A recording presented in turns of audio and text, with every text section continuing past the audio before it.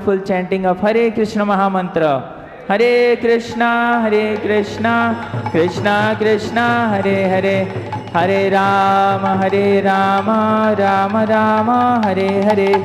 उसके राधे श्याम प्रभु की, जगत गुरु शील प्रभुपाद की जय.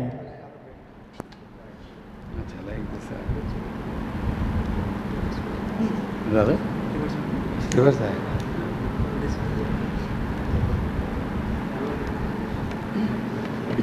It will be coming in the camera, but he is also making video. All right. Hare Krishna, Hare Krishna. Yeah. Mridanga is ready.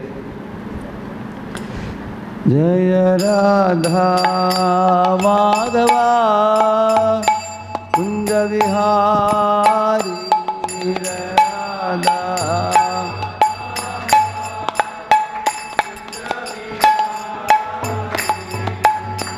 Gopi Jana Vallabha Girivaradhari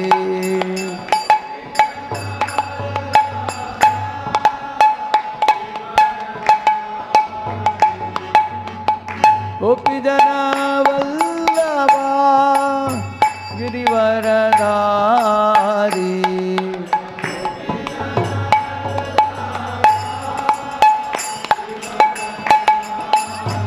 Yashodanandana Braja Janarandana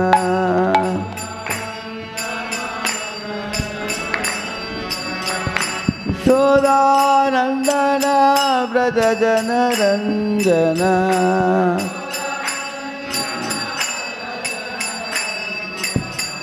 Yamuna Tira Vanachari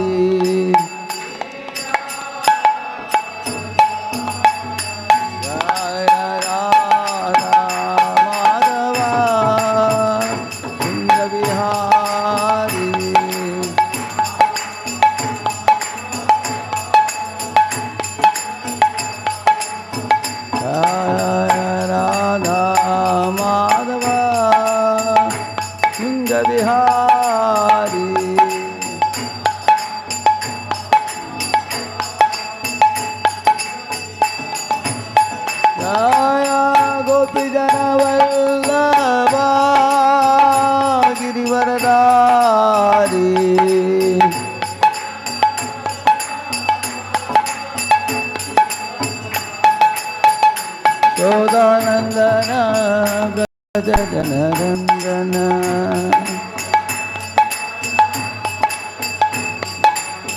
Yashodanandana Braja Janarandana Yamuna Tira Vanachari Hare Krishna, Hare Krishna, Krishna Krishna, Hare Hare, Hare Rama,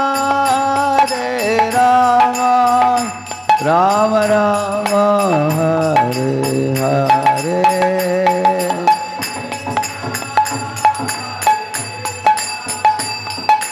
Krishna, Hare Hare, Hare Rama,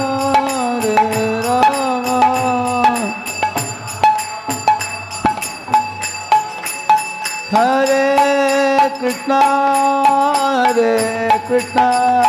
Krishna Krishna, Hare Hare, Hare Rama, Rama Rama, Hare Hare.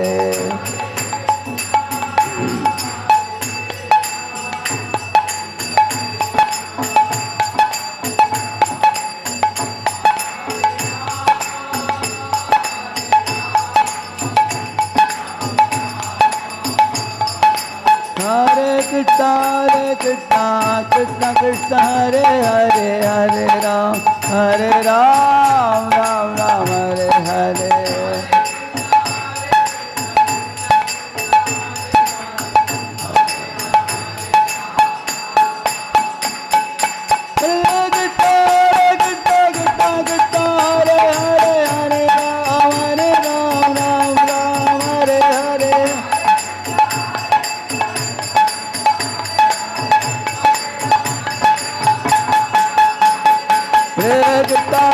Krishna Krishna Krishna Hare Hare Hare Ram Ram Ram Hare Hare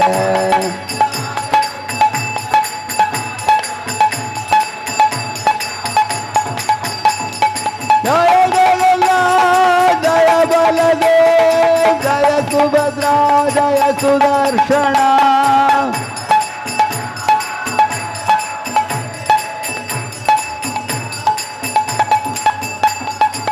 Radha Madhava Radha Madhava Radha Madhava Radhe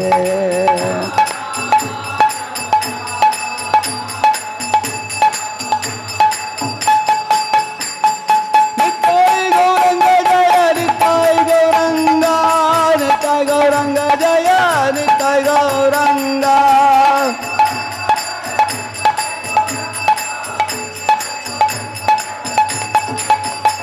Hari Bol, Hari Bol, Hari Bol, Nitai Gaura Hari Bol.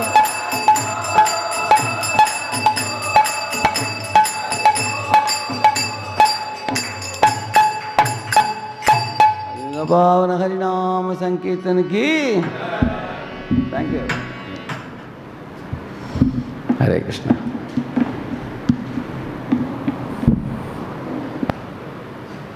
Hare Krishna, Krishna Krishna. Yeah.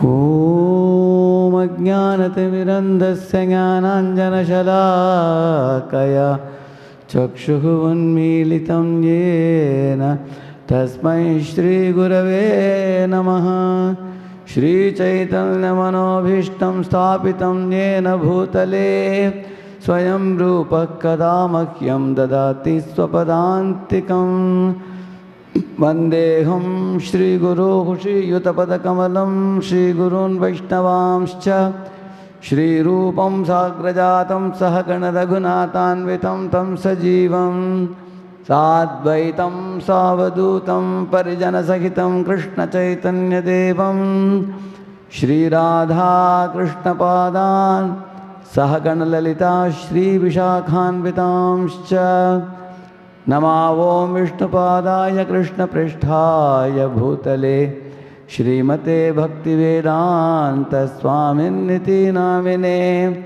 Namaste Saraswate Deve Gauravani Pracharine Nirvishesha Shunyavadi Paschatya Deshatarine Namo Mahavadanyaya Krishna Prema Pradayate Krishnaya Krishna Chaitanya Namne Gaurattushe Namaha He Krishna Karuna Sindho Deenabandho Jagatpate Gopesha Gopika Kanta Radha Kanta Namostute Tapta Kanchana Gaurangi Radhe Vrindavaneshwari Vrishabhano Sute Devi Pranamami Hari Priye Vancha kalpatarubhyascha kripa sindhubhya eva cha patitanam pavanebhyo vaishnavebhyo namo namaha Jaya Sri Krishna Chaitanya Prabhu Nityananda Shri Advaita Gadadhara Shri Vasadi Gaura Bhakta Vrinda Hare Krishna, Krishna Krishna, Hare Hare, Hare Rama, Rama Rama, Hare Hare. Om Namo Bhagavate Vasudevaya.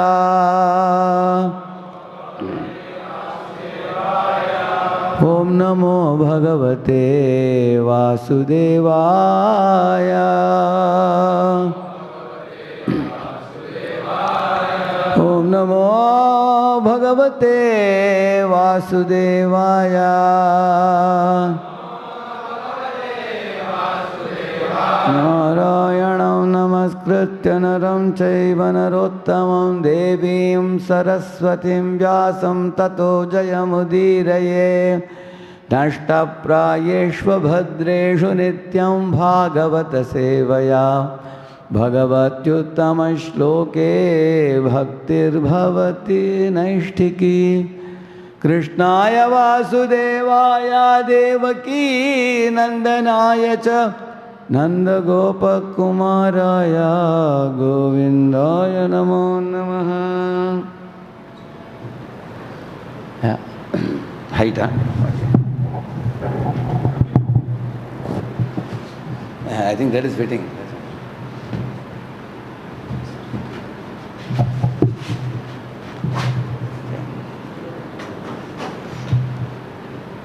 हरे कृष्ण।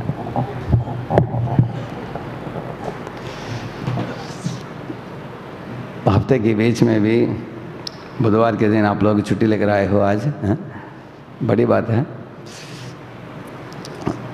इस grace Tukaram प्रभु ने बोला मुझे कि ये एक दिन की camp के लिए आप लोग इकट्ठित हुए हो। Art of receiving shelter and art of giving shelter, मतलब आश्रय कैसे लेना और आश्रय कैसे देना। क्योंकि आप लोग, मैंने सुना कि 8 माला से ज़्यादा करते हो, 8 माला से 16 माला, कुछ लोग 16, कितना 16 करते हैं इधर? Oh very good. अच्छा, कितने लोग 8 से 15 करते हैं? अच्छा वेरी गुड, 4-5, ठीक है, लगभग आ ही चुके हैं 16 माला तक आने के भक्त लोग। Very good. तो एक श्लोक ले लेते हैं पहले।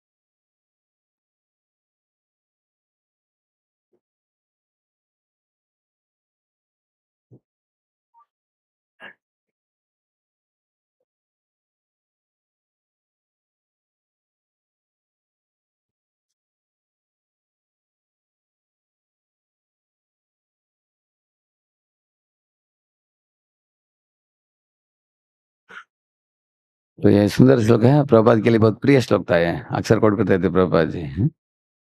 तो पीछे बोल सकते हैं, समाश्रिता ये पदपल्लव प्लवम महत्पदम पुण्य यशो मुरारे भवाम्बुधेर्वत्स पदम परम पदम पदम पदम यत् विपदाम न तेषाम् समाश्रिता ये पदपल्लव प्लवम महत्पदम पुण्य यशो मुरारेः भवाम्बुधेर्वत्स पदम परम पदम पदम पदम यत् विपदाम न तेषाम्। कोई 3 भक्त बोल सकते हैं श्लोक? समाश्रिता ये पदपल्लव प्लवम महत्पदम पुण्य यशो मुरारेः भवाम्बुधेर्वत्स पदम परम पदम पदम पदम यत् विपदाम न तेषाम्। समाश्रिता ये पदपल्लव प्लवम महत्पदम पुण्य यशो मुरारे भवाम्बुधेर्वत्स पदम परम पदम पदम पदम यत् विपदाम न तेषाम्। समाश्रिता ये पदपल्लव प्लवम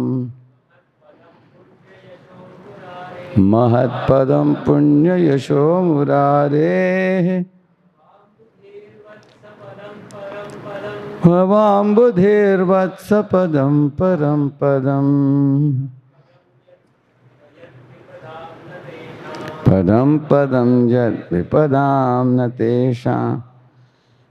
दृश्य जगत के आश्रय एवं मुर राक्षस के शत्रु मुरारी के नाम से प्रसिद्ध भगवान के चरण कमल रूपी नाव को जिन्होंने स्वीकार किया है, उनके लिए यह भवसागर बछड़े के कुर चिन्ह में भरे जल के समान है।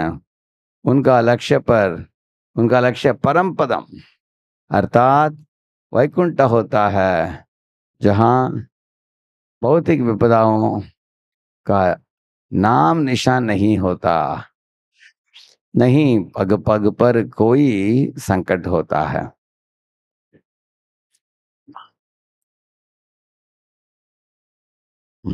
समझ लीजिए, अगर कोई समुद्र के अटलांटिक समुद्र के बीच में हेलीकॉप्टर में उसको लेके जाकर किसी को छोड़ दिया जाए, हाँ, जितना भी बड़ा तैराक हो थक जाएगा बेचारा, हाँ, हो सकता है थोड़ा समय के लिए तैरेगा, हाँ, उसके बाद डूब जाएगा वो, हाँ, थक जाएगा। इस तरह इस भौतिक दुनिया को एक बहुत बड़े सागर से तुलना किया है। कारण क्या है? सागर में अनेक बार देखा जाता है कि बड़े बड़े लहरें थप्पड़ मारते हैं, हाँ? एक बार हम उधर गए थे जगन्नाथपुरी में, हमको तैरना नहीं आता, इसलिए हमने बोला अंदर नहीं आएंगे, समुद्र के पास जाना ही नहीं है। कुछ भक्तों ने बोला नहीं नहीं प्रभु जी, आपको अंदर आने की जरूरत नहीं, खड़े होकर देखिए, खूबसूरत है, बहुत सुंदर है समुद्र, देखिए। चैतन्य महाप्रभु नहाते थे, उन्होंने बोला ये पानी पवित्र है, क्योंकि हरिदास ठाकुर का अंतिम क्रिया किया गया। ठीक है, भक्त लोगों ने बुलाया, मैं भी गया, और उधर खड़े हो गए होकर रहा था। कुछ लोगों ने बोला कि खड़े होने के बदले प्रभु जी थोड़ा निकट आ सकते हैं, अपने पाँव से थोड़ा पानी को छू सकते हैं, प्रॉब्लम क्या है, अंदर आने की जरूरत नहीं, ऐसे बोले। ठीक है, हम थोड़ा पानी में घुटनी तक जाकर खड़े रहे। अचानक एक बड़ा लहर आकर फट करके चेहरे के ऊपर मारा, ऐसे गिर गया। और गिर कर उठने के लिए हमने पाँव हाथ रखा ऐसे, लेकिन हाथ के नीचे जो रेत था, मिट्टी, उसको लग रहा था कि कोई खींच रहा है उस मिट्टी को, और हाथ अंदर जा रहा है, तो उठ ही नहीं पाता हूँ। बहुत तकलीफ से उठा, और उठकर खड़े होने के पहले फट दूसरा मारा वो, दूसरी बात, और एक बार ऐसे गिर गया, और इतना ही नहीं, ऐसे लगा कि हमको कोई दोनों पाँव को खींच कर अंदर लेके जा रहा है। पता नहीं, ऐसे लगा कि दो दो लड़के लोग खींच रहे हैं अंदर, पानी के अंदर। लड़के कोई नहीं थे, कौन खींच रहा था? हाँ, पानी खींच रहा था अंदर ऐसे, तो डर गया मैं, हमको तैरना भी नहीं आता, अगर अंदर खींच कर लेके जाएगा तो कैसे वापस लौटाऊंगा। तो वो अंदर उधर से थोड़ा ऊपर आकर चिल्लाया, पानी में पानी पहुंच गया, मुंह के अंदर भी, नाक के अंदर जल भी रहा है, क्योंकि वो सारा पानी है ना वो, चिल्ला रहा है, चिल्ला रहा था। कोई सोच रहा है कि प्रभु जी हरि बोल बोल रहे हैं, और वो भी हरि बोल बोल रहा है उधर से। मैं बोल रहा हूँ बचाओ बचाओ, और दूसरे वक्त बोला ये प्रभु जी हरि बोल नहीं बोल रहे हैं, डूब रहे हैं देखो।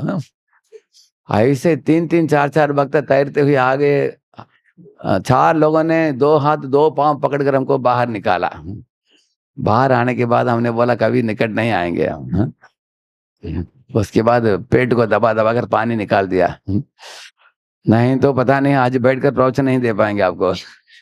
पता नहीं छूट जाता था प्राण हमको। तो इस दुनिया के इंद्रिय तर्पण ऐसे ही है, शुरुआत में ऐसे गुदगुद करता है आपको, अच्छा लगता है गुदगुद करते समय, लेकिन उसके बाद खींचता है अंदर, ऐसे बहुत घोर। इस दुनिया के इंद्रिय दर्पण शुरुआत में अच्छा लगता है, बाद में बड़ा खतरा बन जाता है, इसलिए संसार सागर बताते हैं।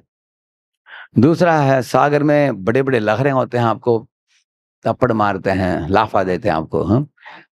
इसी तरह इस दुनिया में पता नहीं आप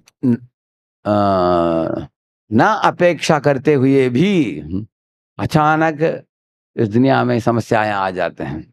हम राह नहीं देखते हैं समस्याओं की, अपने आप आते हैं इस दुनिया में, इसलिए उसको समुद्र से तुलना किया है। और भी कारण है, क्योंकि समुद्र में बड़े थिमिंगल रहते हैं, जैसे शार्क्स, तिमिंगल इत्यादि रहते हैं, वो निगल ही लेते हैं। मैंने सुना कि तिमिंगल का आकार इतना बड़ा होता है, जैसे आप कमरे में जो बैठे हो इसका 4 गुना होता है तिमिंगल का साइज। इसलिए अगर कोई जहाज जा रहा हो समुद्र में, ऐसे कभी कभी तिमिंगल पानी के बाहर आकर ऐसे श्वास लेता है, वो बाहर आता है। जब वो ऊपर आता है लोगों को पता नहीं चलता, कि लगता है कि कोई द्वीप ही ऊपर आ गया, ऐसे लगता है। उसका शरीर इतना विशाल होता है उसका, आकर पूरा जहाज को ये कर देता है, टॉपल कर देता है। क्या बोलते हैं इसको, टॉपलिंग, उल्टा कर देता है। जहाज वालों को पता भी नहीं चला कि ये क्या है, जमीन नीचे से ऊपर आ रहा है। जमीन नहीं है, वो क्या है, थिमिंगल है। इसलिए बड़ा खतरा है समुद्र में है। तो इस तरह बड़े बड़े प्राणियां रहते हैं, हमको निगल भी सकते हैं वो।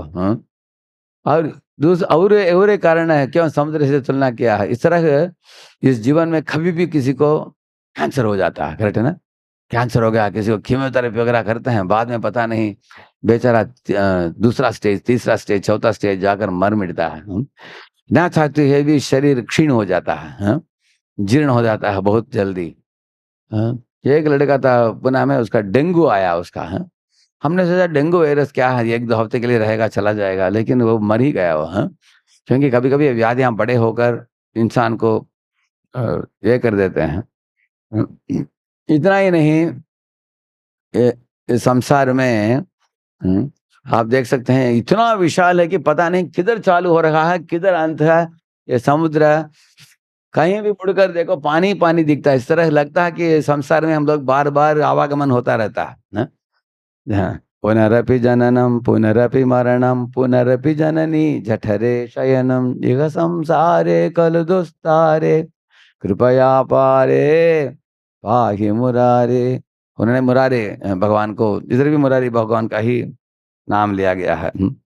हे मुरारी, इस तरह हम बार बार आवागमन हो रहा है हमारा इस दुनिया में, क्योंकि मन में जब तक मल पड़ा है, चित्त शुद्ध नहीं हुआ है, उसका मतलब कुछ तो भौतिक इच्छा है हमारे मन में, इसलिए बार बार आना पड़ेगा जीव को, अलग अलग शरीर धारण करके अलग अलग इच्छाओं की पूर्ति के लिए। इस तरह ये बड़ा खतरा है इस दुनिया में, बार बार आना। तो इसलिए ऐसे समुद्र में हमारे लिए सहारा क्या है कि अगर एक नाव मिल जाएगा, नाव के अंदर चढ़ने के बाद थोड़ा आराम है। अगर वो नाव के पास कंपास भी हो, सीधा पहुंचा देगा हमको किनारे में। इस तरह भगवत धाम लौट जाएगा कोई जीव, वो बड़ा भाग्यशाली है। तो भगवान के श्री चरणों को ही एक नाव से तुलना किया है। एक गीत भी है ना, गौरंग करुणा करो दीनहीन जाने मौसम पतित प्रभु नाहे त्रिभुवन गौरंग दीनहीन जाने पतित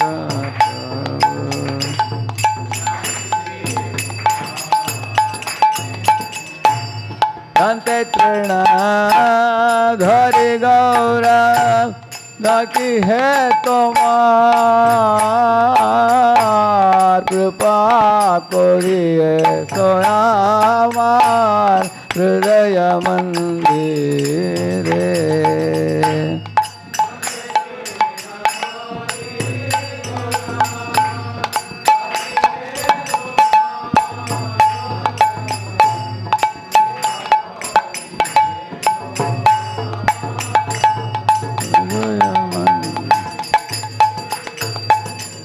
यदि दया न करिबे पतित देखिया पतित पावन नाम केसर लागिया।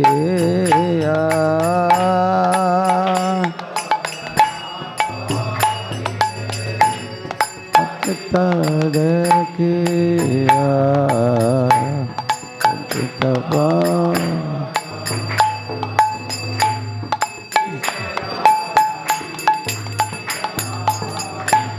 पड़ची भवतु भाने नाही का निस्तार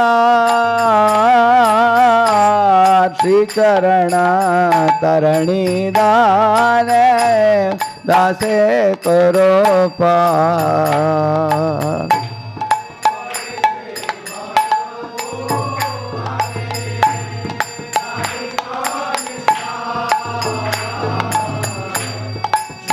चरण तरणी दाने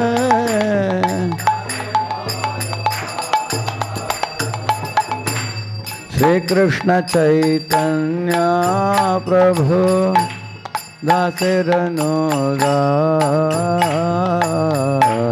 प्रार्थना करो ये सदा नरोत्तम दास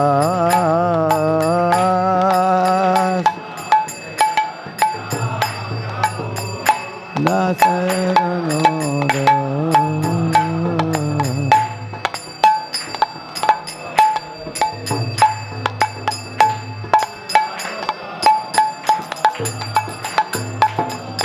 इस गीत में वो कहते हैं ना, श्री चरण तरणी दाने दासे करो पार। हाँ, आपके श्री चरण ही मेरे लिए एक नाव है, ऐसे बता रहे। इधर भी वही बात बताया जा रहा है, इधर भी। हाँ, दृश्य जगत के आश्रय एवं मुर राक्षस के शत्रु मुरारी के नाम से प्रसिद्ध भगवान के चरण कमल रूपी नाव को जिन्होंने स्वीकार किया है, तो ये नाव में अगर कोई बैठ गया तो बहुत निश्चिंतित होकर वो जीव जी सकता है इस दुनिया में। हाँ, तो मैंने डॉक्टर गॉडेड एक पुरातन एक मैगजीन में एक पिक्चर देखा मैंने। हाँ, उसमें एक बहुत बड़ा विशाल समुद्र था, लेकिन समुद्र नाला का पानी था, वो काला काला था, वो गंदा।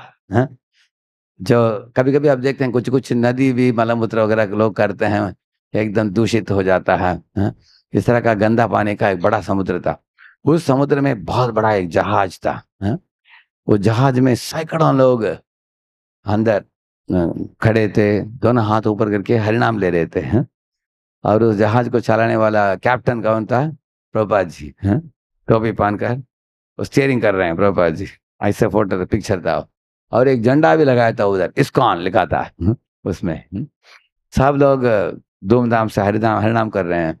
और उस जहाज के पीछे जो लोग थे वो लोग रस्सी छोड़ रहे हैं जहाज के बाहर। वो कौन है?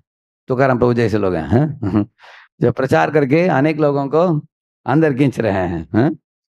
तुम भी आ जाओ, ऊपर पकड़ लो रस्सी, अंदर आ जाओ जहाज में, इधर तुम्हारे लिए सुख है, शांति है, आनंद है, बुला रहे हैं इस तरह। तो बहुत अच्छा मीनिंग था उसका। हाँ, तो हम लोग भी उस जहाज के अंदर आकर बैठ गए हैं, लेकिन हमें कूदना नहीं चाहिए बाहर। हाँ, हमें आश्रय प्राप्त हुआ है, इसका नहीं वो जहाज है। प्रभुपाद हमारे कैप्टन है।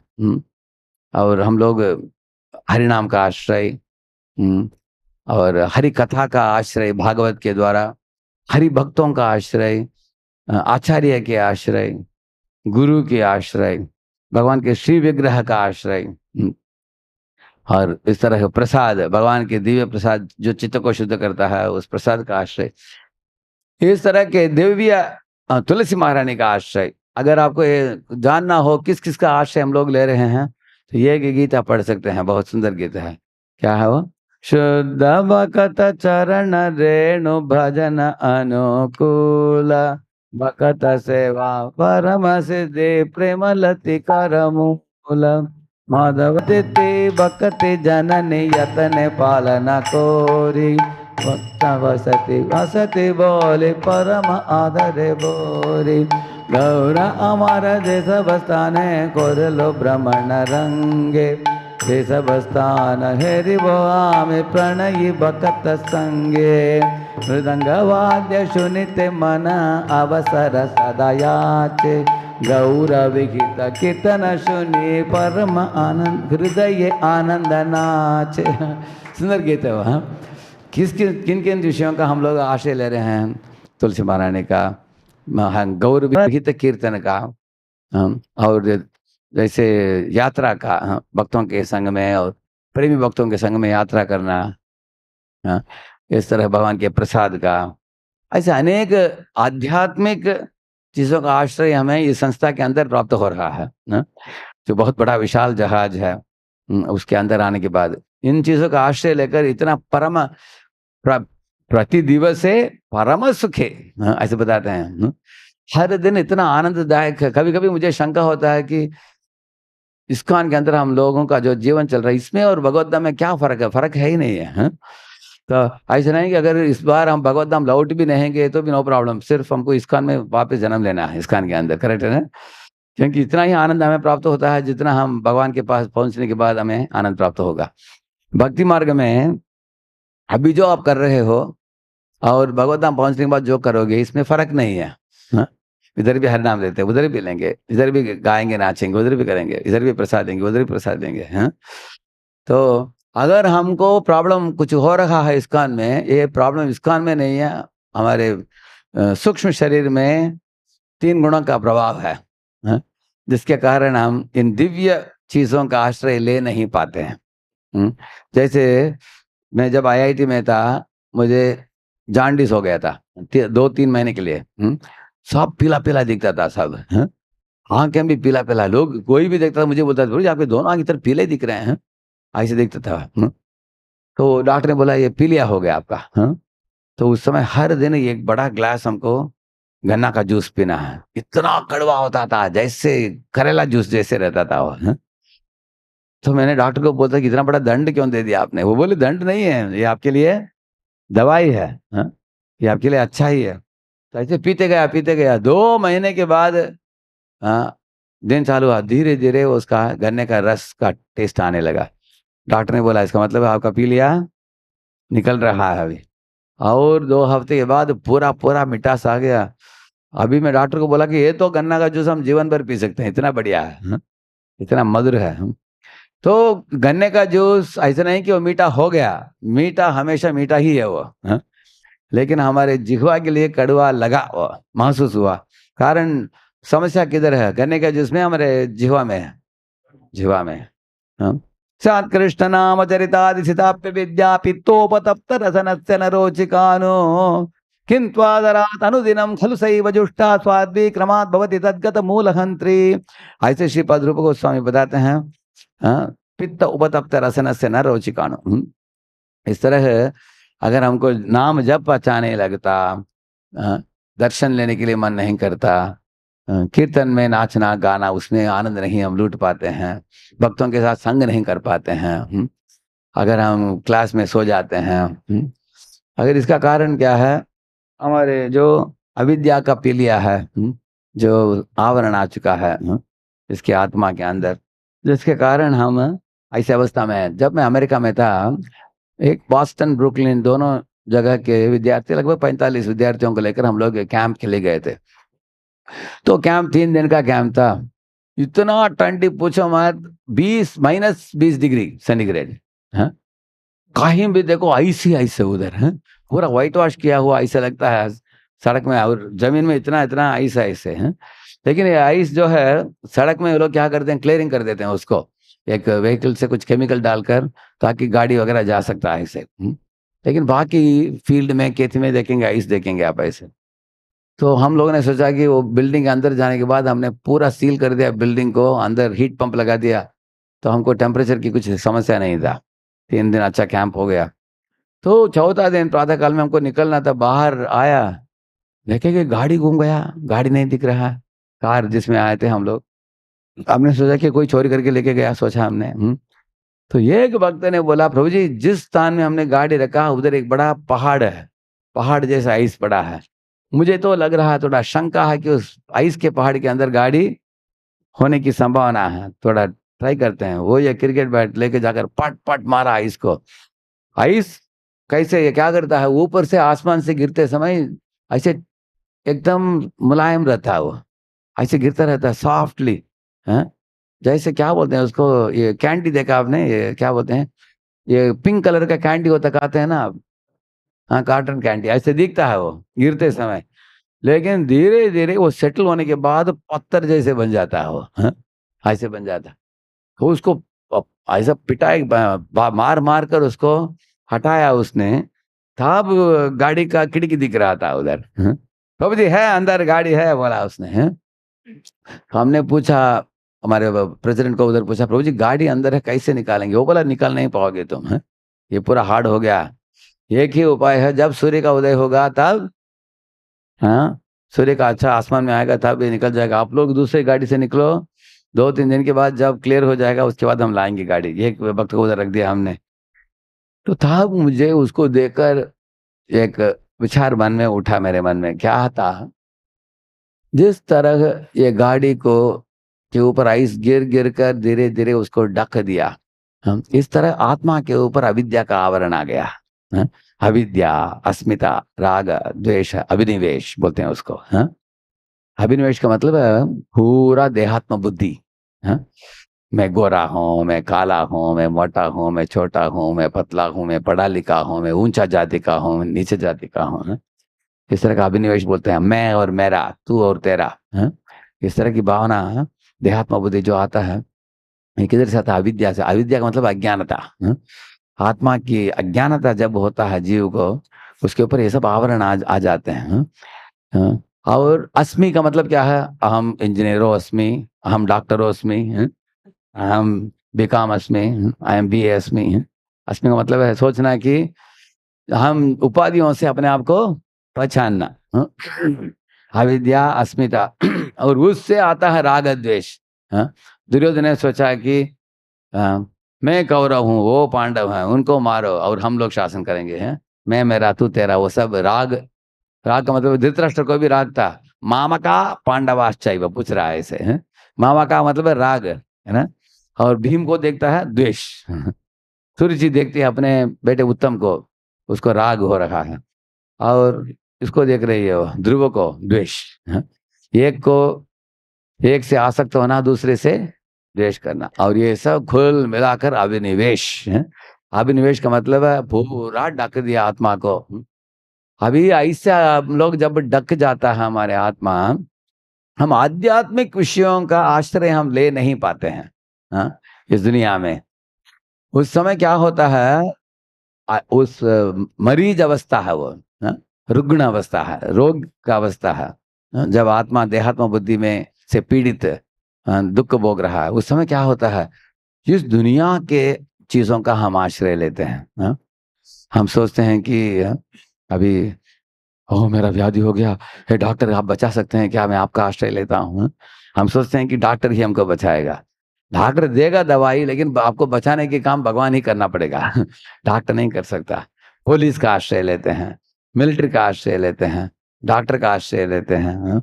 बैंक बैलेंस का आश्रय लेते हैं, कोई सोचता है हमारे बैंक में 2 करोड़ है, कुछ चिंता नहीं जीवन भर हमको, ऐसे बोलता है। अचानक अगले दिन बैंक दिवाला हो जाता है, बोलते हैं एक भी पैसा नहीं मिलेगा तुमको, हाँ?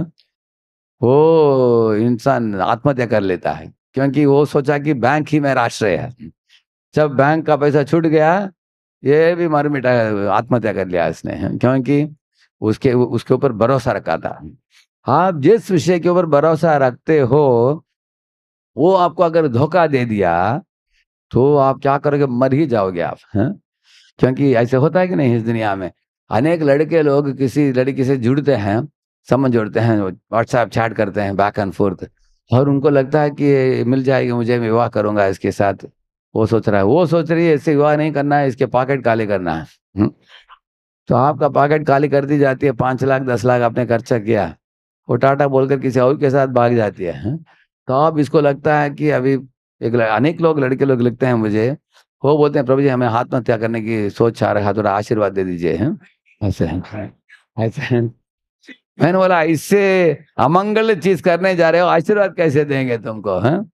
और वो बोला क्यों, फिर क्या मेरे लिए इस दुनिया में क्या रखा है प्रभु जी, क्या रखा है, कृष्ण रखा है, हैं?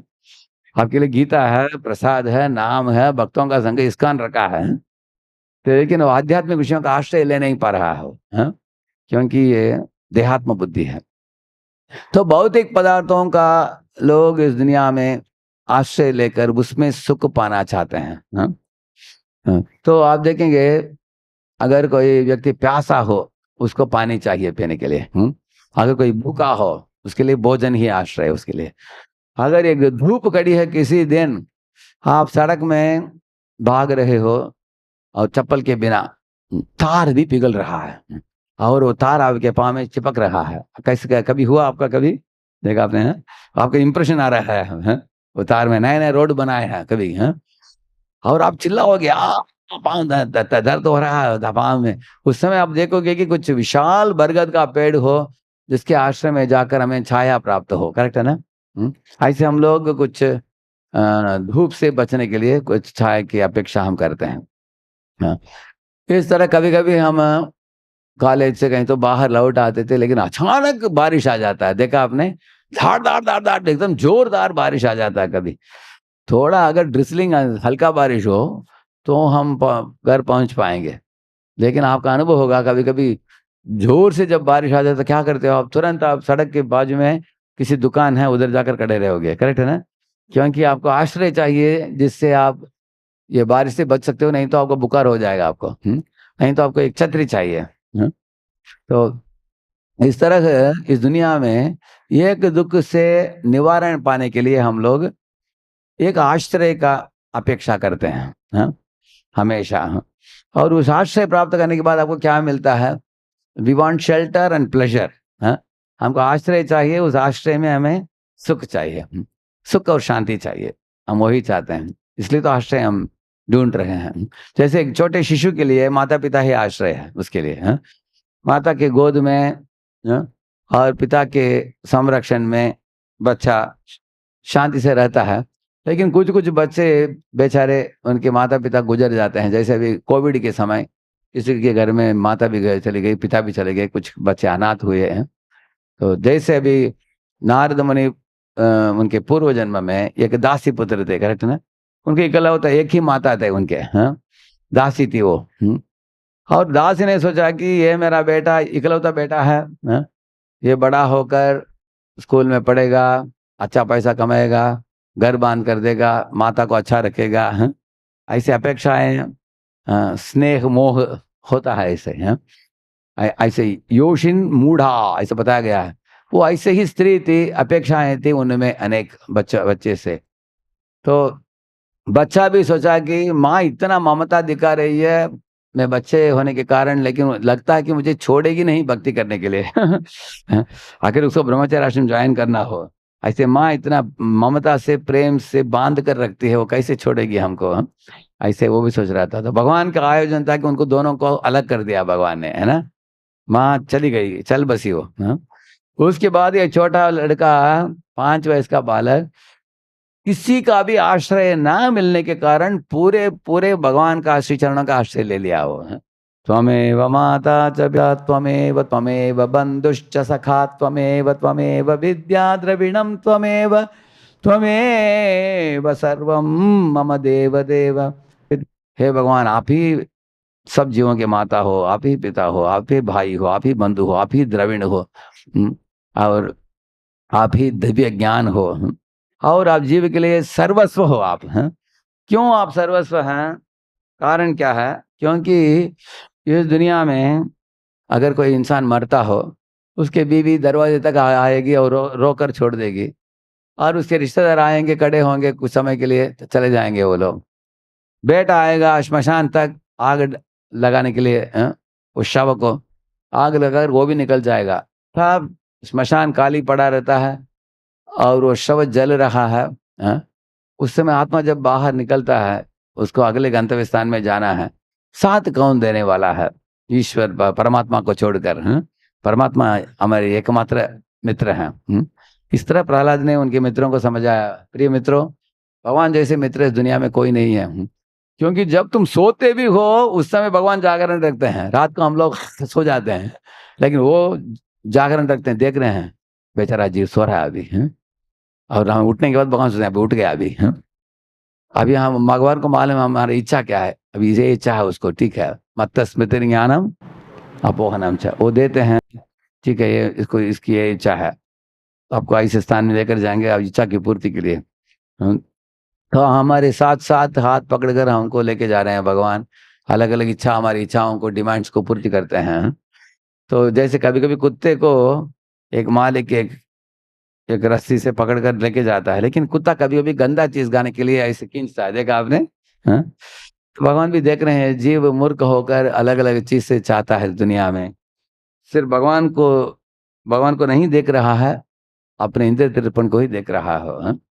इस तरह तो अगर कोई भगवान की ओर मुड़ जाए, भगवान की आश्रय को प्राप्त करे, तो जैसे ये छोटा बालक 5 वर्ष का, दासी पुत्र, वो भगवान का आश्रय प्राप्त किया, जंगल में जाकर ध्यान करके नाम जप कर भगवान हरि को बुलाकर, और भगवान हरि दर्शन भी दिया उनको, क्षण मात्र के लिए, और आप प्रकट हो गए भगवान। और आकाशवाणी होकर उन्होंने एक श्लोक बोला, हंत अस्मिन् जन्मनि भवान मामाम द्रक्ष्युमिहार्हसि अभिपक्व कषायाणाम दुर्दर्शोहम कुयोगिनाम। हे वत्स, जो व्यक्ति सेवाओं में पूर्ति नहीं प्राप्त किया है और जिनका चित्त कषाय का मतलब है जो विविध तरह के अनर्थों से मुक्त नहीं है, तो वो भक्त को साधना भक्ति में जुड़ना चाहिए। तुम साधना भक्ति करते जाओ। ऐसी साधना भक्ति करते करते तुम्हारा चित्त भी शुद्ध हो जाएगा और सेवा का मौका भी मिलेगा तुमको। सेवा करते जाओ, साधु संतों की संग करो, गीता भागवत का अध्ययन करो, विविध सेवाओं में जुड़ो, बस। ऐसे करते करते तुम इस जन्म में मेरा दर्शन प्राप्त नहीं करोगे, लेकिन तुम्हारा अंतिम काल जब आएगा उस समय तुम इस शरीर को त्याग कर, और अगले जन्म में तुम्हारा ये प्राप्त हो जाएगा, तुमको नारद का एक शुद्ध भक्त का शरीर प्राप्त हो जाएगा। उसके बाद तुम सदा मेरे आश्रय में रहोगे। अभी नारद का 3 स्टेज देख सकते हैं आप। पहले उसका आश्रय था उसकी माँ, अकेली माँ, वो भी दासी, गांव में रहती थी, उसके पति कोई नहीं थे, माता पिता कोई नहीं थे, तो ये लड़के का एक ही लड़के, माँ उसके लिए आश्रय है, माँ के लिए वो लड़का आश्रय है। ऐसा था, भौतिक आश्रय था वो। लेकिन एक अच्छी चीज हुआ, माता और बेटा दोनों को साधुओं की संगति प्राप्त हुआ, भक्ति वेदांतों की। 4 महीने के लिए चतुर्मास में सेवा मौका प्राप्त हुआ, और सेवा करके उसके बाद दीक्षा लेकर भगवान विष्णु का दर्शन और भगवान विष्णु के उपदेश और साधना भक्ति इत्यादि की मौका मिली उनको। उसके बाद वो लड़का खुश हो गया, वो कम से कम भगवान ने क्लियर बोल दिया क्या करना चाहिए मुझे। उठकर वो हरिद्वार, ऋषिकेश, वृंदावन, मथुरा, द्वारका ऐसे वो सफर करने लगा। अनेक विष्णु मंदिरों के ऊपर चक्र को देखता था, दंडवत प्रणाम करता था, मंदिर के अंदर जाकर कथा श्रवण करता था, लीला स्थलियों में जाकर स्थल पुराणों को सुनता था, वो दिव्य नदियों में, तालाबों में नहाता था अपने आप को, और हमेशा भगवान के नाम लेकर नामांजनन्तस्य हतत्र पठन् गुह्यानि भद्राणि कृतानि च स्मरन् गां पर्यटन् तुष्टमनागत स्पृहः कालम प्रतीक्षण विमदो विमत्सरः। ऐसे एक सुंदर श्लोक है। नामान्य अनंत से, भगवान का नाम अनंत है, भगवान के अनंत नाम है, अनंत गुण है। हतत्रप पठन का मतलब है अपने सब भौतिक उपाधियों को त्याग कर उन्होंने भगवान के नामों का उच्चारण किया। मतलब क्या है, अगर हम सुबह बैठते हैं नाम जप के लिए, हमारे देहात्म बुद्धि को अलग रखना चाहिए। जैसे मंदिर में आप जाते समय क्या करते हो, जूते को बाहर रख देते हो और जूते के बिना अंदर जाते हो, क्योंकि जूता अपवित्र है, क्योंकि सड़क में कभी कभी कुछ विष्ठा पड़ा है उसको भी छूता हो, कभी मिट्टी है, कभी पानी पड़ा है, इसलिए मंदिरों में हम जाते समय जूते को बाहर रख देते हैं, पाँव को धोते हैं और पवित्र पाँव के उसके साथ अंदर जाते हैं। इस तरह हमारे देहात्म बुद्धि को दूर रख देना चाहिए और नाम जप करते समय सोचना चाहिए कि मैं कौन हूँ। अयिनंद तनुज किंकरम पतितम माम विषमे भवाम्बुधौ कृपया तव पाद पंकज स्थित धूलि सदृशम विचिंतय। मैं एक साधारण धूलि जैसे वहां के श्री चरणों में, हे कृष्ण आप मेरे स्वामी हो, मैं अभाग्यवश में इस संसार में पतित हो गया, आप कृपया हमें शुद्ध कीजिए, ऊपर उठाइए, अपना बना लीजिए, सेवा में लगा लीजिए हमको। इस तरह की भावना से ये गोपाल गुरु गोस्वामी एक प्रार्थना में बोलते हैं, माम अंकीकृत्य मया सह रमस्व। वो बताते हैं श्रीमती राधा रानी को, हे राधे आप हमें अपने दासी के रूप में स्वीकार लीजिए, और you own me, he is telling, you own me means आप हमारे स्वामिनी बन जाइए और हमको कृष्ण की सेवा में नियोजन कीजिए, नियुक्त कीजिए। अनेक लोगों को आप लगा रहे हो सेवा में, हमको भी लगाओ भगवान की सेवा में, और आप जो आदेश दोगी मैं करूँगा, ऐसे बताते हैं। तो भक्त का ये एकमात्र इच्छा है कि हम भगवान की सेवा में हम जुड़े इस तरह। तो भगवान का, तो ये लड़का जो था पहले था माँ के आश्रय में, उसके बाद साधु संतों के आश्रय में, उसके बाद सही वैदिक साधना भक्ति के 64 अंग जो है उन चीज़ों को बहुत गहराई से सावधानी से पालन किया। उसके बाद उनको भगवान विष्णु का आश्रय प्राप्त हो गया उनको।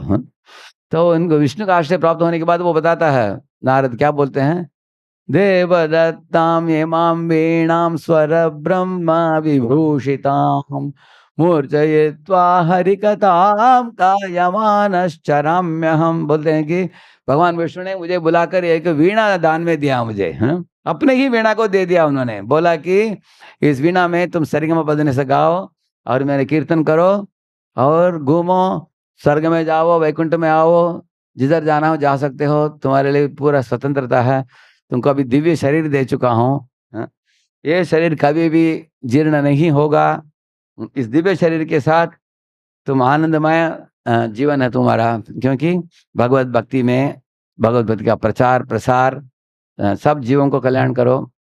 ऐसे आशीर्वाद देकर भगवान विष्णु ने भेजा उनको, नारद को। तो जो आश्रय नारद को प्राप्त हुआ वो आश्रय हम लोगों को भी प्राप्त हो सकता है। तो नारद जब, इसलिए बताया नामांजनं तस्य हतत्र पठन गुह्यानि भद्राणि कृतानि च स्मरन्। मतलब है भगवान के, कृतानि का मतलब है भगवान के लीलाएं, गुह्यानि भद्राणि, वो मंगलमय भी है और वो बहुत गुह्य भी है, क्योंकि भक्तों से सुनकर ही हम समझेंगे भगवान की लीलाओं को।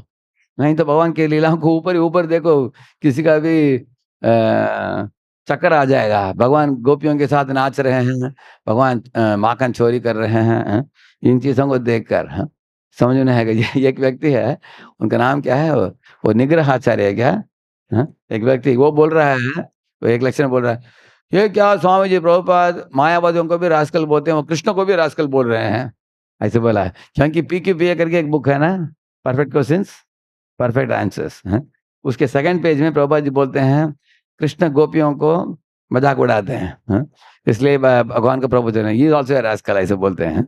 वो क्या है, मायावादी को भी रास्कल बोलते हैं, कृष्ण को भी रास्कल बोल देते हैं स्वामी जी, ऐसा बोल रहा है वो। उसको समझ में नहीं आ रहा है उनको कि देखिए इस दुनिया में भी चोर है लेकिन कृष्ण भी चोर है, लेकिन कृष्ण की चोरी कैसा है, हम मनाते हैं, जैसे हम गाते हैं ना, ब्रज जन पालन असुर कुल नाशन, बोलिए, ब्रज जन पालन असुर कुल नाशन, नंद गाधन रखवाला, नंद गोधन रखवाला, नंद गोधन रखवाले गोपाल भगवान की, गोविंद माधव नवनीत दास कर, गोविंद नवनीत दास कर माखन चोर भगवान की, सुंदर नंद गोपाला, सुंदर नंद गोपाला। देखिए क्या भगवान की चोरी करना और साधारण चोर का एक समान है क्या? कोई एक समान सोचेगा तो कितना बड़ा निपट मूर्ख है ना, क्योंकि इस दुनिया में चोरी जो करता है इंसान, भगवान जब माखन चोरी करते हैं वो मनाए जाते हैं माखन चोर के नाम से। प्रभु जी बोलते हैं हालांकि सब माखन सारे दुनिया के भगवान का ही है, लेकिन भक्तों के पास जाकर अपनी गोपियों के घर से उसको चोरी करने से गोपियों के हृदय में कितना प्रेम बढ़ाते हैं भगवान, हैं? जैसे कभी कभी माता पिता भी बच्चों के साथ ऐसे खेलते हैं, देखा आपने, किसी चीज को उठा लेते हैं, माता पिता बोलते हैं गायब हो गया, दिखता नहीं। तो कभी कभी बच्चा इधर उधर घूम कर ढूंढेगा, उसके बाद दिखाते हैं ना। इस तरह भगवान ऐसे शरारती करते हैं। लेकिन इस दुनिया में अगर कोई चोरी असली में करता तो उसको पुलिस लोग बेल्ट निकाल कर थप्पड़ मारेंगे, उसको पिटाई करेंगे उसको। लेकिन ये निग्रहाचार्य पूछ रहे हैं, हाँ, ये क्या है, दोनों को रास्कल बोल रहे हैं, लेकिन प्रभुपाद जी प्रेम से बोल रहे हैं भगवान के बारे में। इसलिए अगर इन चीजों को समझना हो, गुह्यानि भद्राणि कृतानि च स्मरन्, ये सब चीजें गुह्य हैं, हाँ? उनको भगवान के धर्मस्य तत्वम निहितम गुहायम, हाँ? तो एक भक्त के हृदय में ही भगवान का सही समझावट हमें प्राप्त होगा। प्रभुपाद जैसे आचार्य के आश्रय लिए बिना हम इन गूढ़ चीजों को कैसे समझेंगे, हाँ? गुह्यानि भद्राणि कृतानि च स्मरन्, हाँ? ये लड़का जो था दासी पुत्र, वो स्मरण किया उन चीजों का। गांव पर्यटन तुष्टमना गतस्पृह, हाँ? अलग अलग गांव गांव में ऐसे प्रचार करते करते गया वो, तुष्टमना का मतलब क्या, उसका मन में तृप्ति आ गया। ये महत्वपूर्ण चीज है। अगर आप भौतिक पदार्थों का आश्रय नहीं लेते हो, हाँ, लेकिन भगवान के आश्रय ले लिया, आपको आध्यात्मिक तृप्ति मिलेगा आपको, हाँ? लेकिन इस दुनिया में अगर किसी का नौकरी छूट गया तो क्या तृप्त रह सकता है कोई व्यक्ति? रोएगा, हाँ? कितने लड़के लोग रो पड़ते हैं नौकरी छूट गया करके। किसी को एग्जाम में फेल हो गया तो कितना रोते हैं, करेक्ट है ना? अगर किसी का पैसा का चोरी हो गया तो कितना लोग रोते हैं, किसी को व्याधि हो गया तो कितना रोते हैं, क्योंकि उनके पास अभी भौतिक आश्रय, भौतिक सहारा भी निकल गया, लेकिन उनके पास आध्यात्मिक सहारा नहीं है। इसलिए बीच में वो अनाथ जैसे होकर वो रो पड़ता है। समझना आपने, रोने का क्या कारण है? यही कारण है, हाँ? इसलिए ये दुनिया के आश्रय के बारे में एक गीत में बोलते हैं, ये धन यौवन पुत्र परिजन एते के आचे परति तीरे, ये धन यौवन एते के आचे परति तीरे, कमल दल जल जीवन कलमल,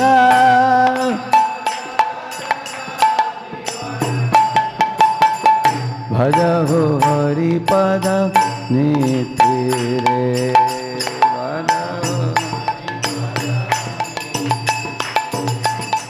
अभय चरणारविंद रे, अभय भजहु रे मन श्रीनंदनंदन, अभय चरणारविंद रे, भजहु रे मन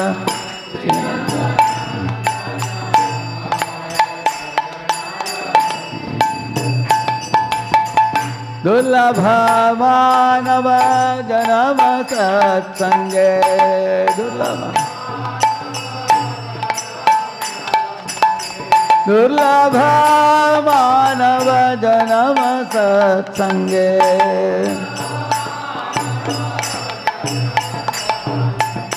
करो हो ये भव सिंधु रे, भव सिंधु रे। तो गीत में बता रहे हैं कि देखिए, अगर आपको अभय प्राप्त करना हो, अभय का मतलब है ऑपोजिट भय, भय से मुक्त होना हो, भगवान के श्री चरणों का आश्रय आपको भय से मुक्त कर देगा,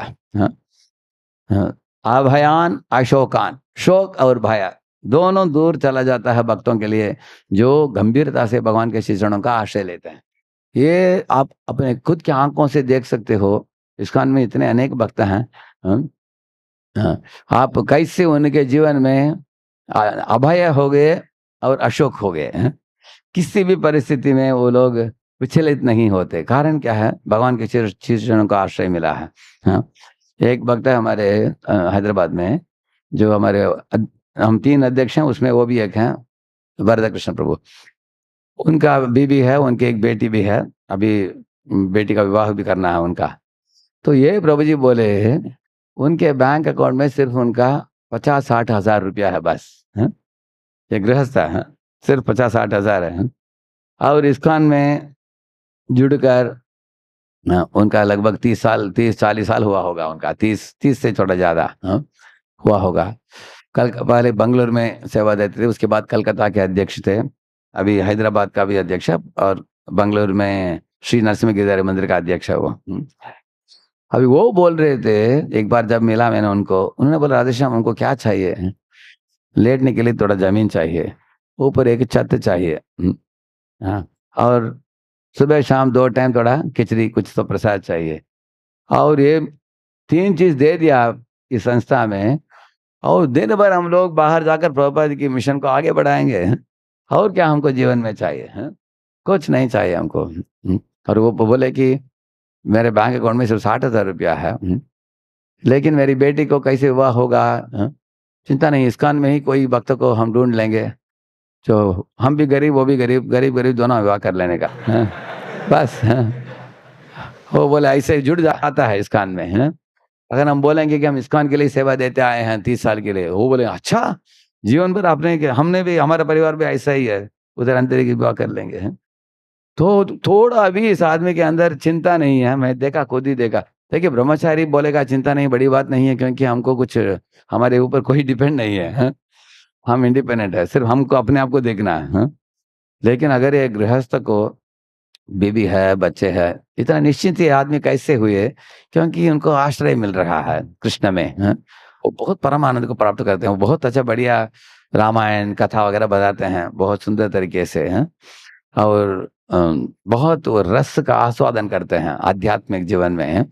इसके कारण वो बोलते हैं ये शरीर क्या है, कभी भी कुछ भी हो सकता है, इस शरीर का आज रहेगा कल नहीं रहेगा, लेकिन प्रभुपाद जी की मिशन की सेवा जो है हम अंतिम सांस तक करते रहेंगे, जितना हमारे शरीर में ताकत है।